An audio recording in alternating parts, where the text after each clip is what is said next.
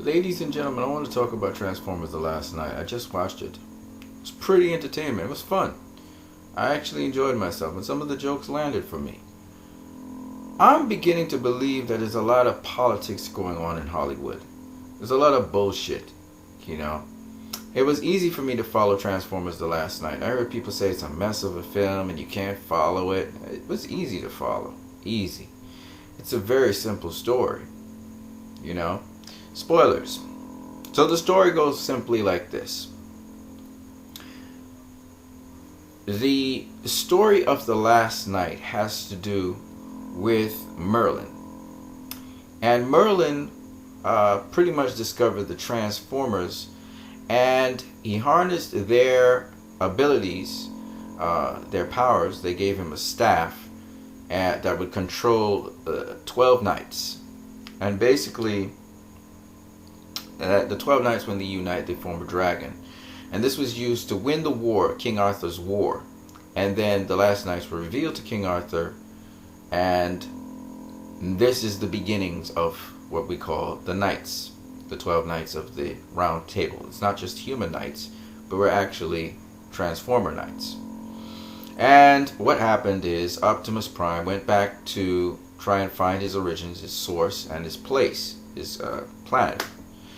And instead, a other sort of sort of robot named Quintessa overpowered him and then deceived him into thinking that Earth was the place that needed to be destroyed and become not Unicron, but the other one. I forgot what the other name is. Something Quan as well. Anyway, so that was going on while in the real time, in the real world, basically the powers that be had gone against the Transformers, thinking of them as a threat because a lot of Transformers were coming to Earth. And the question was, why were all these Transformers coming to Earth? And the answer to that question is because Earth is actually Unitron. So there's the other place where, which I just can't remember its name right now, where Optimus Prime comes from. And then there's Unicron. And Unicron, basically these two different worlds, the world that was supposed to be the world of the Autobots and Unicron, they're coming together. Well, as Quintessa's coming towards Earth for a big showdown where one will remain. So it's not terraforming, but it's basically this. So let me just finish off the story very quickly. So what happens is the guy that's been in Transformers all the time, Mark Wahlberg's character, who I can't remember his name right now, he was trying to hide basically mostly the Autobots. And it so happened that in trying to defend in a place where you're not supposed to be, because the children came to this abandoned area, an area you're not supposed to cross, they went into there, and that's where we discovered the little girl.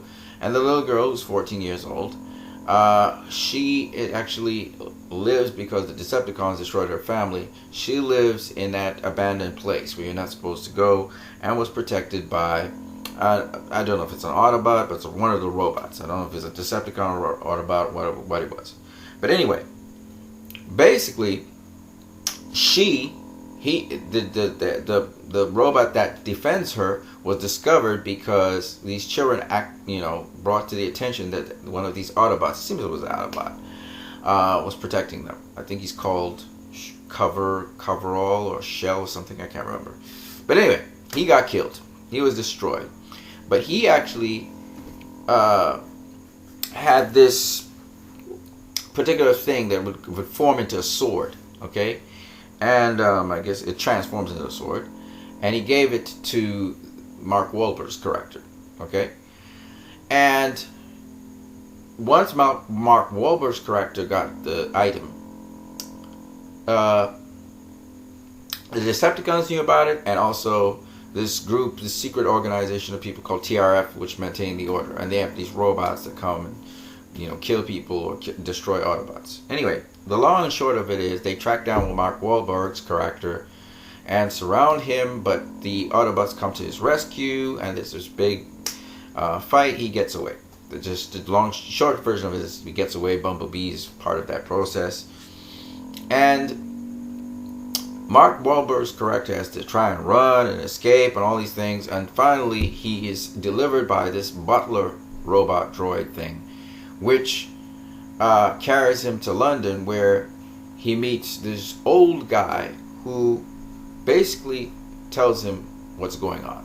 He breaks down everything to him, and the history of the Transformers in the world. They actually used to live on Earth, and Bumblebee was one of them that was actually there. And they helped with wars and all of these things. And then the lady who was this professor, she actually was a descendant of Merlin. And she was the only one that could wield this staff that Merlin was given. And so they had to go and find the staff, and they found the staff. And having found the staff, which was actually found under in the water, in the sea and stuff, Optimus Prime, who was under the control of Quintessa, came and took the staff away. But eventually the Decepticons, headed by Megatron, took the staff from Optimus Prime. Okay? So they had the staff, and they gave the staff to Quintessa, and Quintessa was using the staff now to complete her mission, which was just to destroy Earth and make everything into this other planet that I was telling you about. Okay? Optimus Prime snapped out of it because when he was fighting Bumblebee, Bumblebee found his voice, and Optimus Prime remembered Bumblebee's voice, and that snapped him out of the thing. So now they had to go and defend the world. So there's this big shebang. The Earth's about impending doom. All of Earth knows this. And what happens in the end is the old man, who was supposed to be the keeper of all these secrets and stuff, he got killed in the end. But the short version of the story is that Optimus Prime was able to help the young lady, I can't remember her name either, Marlin's great descendant, get back the staff. And once she got hold of the staff, then she was able to destroy Quintessa. Well, Quintessa wasn't really destroyed, but destroy Quintessa, save Earth from destruction. And basically they were able to escape because Optimus Prime helped them escape at the end of the scene, with this like apocalyptic cataclysmic end. And Optimus Prime, and they escape, and some of the other Autobots and the other Dinobots and Autobots and Decepticons. So that's basically what happened in the end. Okay, that is the entire story. And at the end, if you go look at the rolling credits, Quintessa, she's not completely destroyed, because they thought she was destroyed, but she wasn't completely destroyed either. Bottom line is this for Transformers. It was a beautiful adventure ride, and you're trying to wonder how this thing will pan out. And to me, it was just very, very enjoyable. And remember, I hadn't seen all of the Transformers series.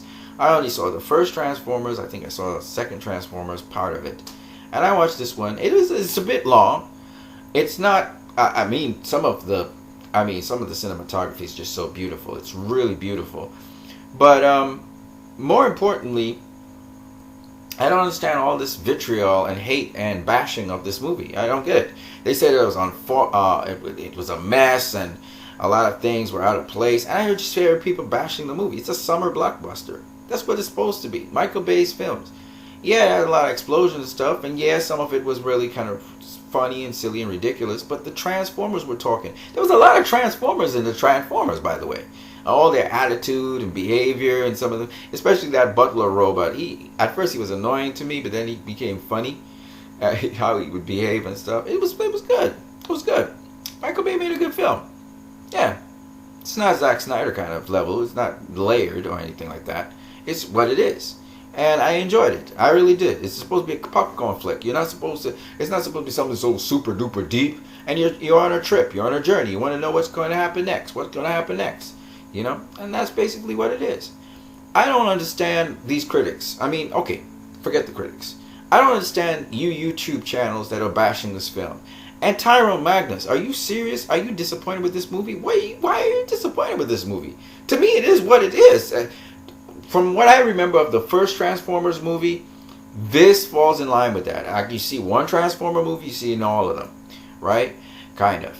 But the journey was a little bit different in that you had this discovery and journey, and kind of like if you go and watch a Fast and Furious movie, you know what you're going to get. I just don't understand. Honestly, I don't understand. I don't understand. Now, I wasn't hyped to see Transformers, but having seen it now, it's really cool. It was cool. I enjoyed myself. I understand what John, I forgot what his name is, from Collider Video was saying. It's a trip. It really is. And you're not supposed to think too hard about it. It's not Shakespeare. I mean, they do talk in a kind of British accent, but it's not Shakespeare. You know, it's not. This is Transformers. This is Transformers. Transformers is not supposed to trigger your mind or anything. It's a popcorn flick. You know, you're supposed to get any popcorn, go in the cinema, enjoy yourself. Watch the action. Watch the Transformers on the screen. Just imagine seeing that in 3D. Oh my gosh, that must be crazy.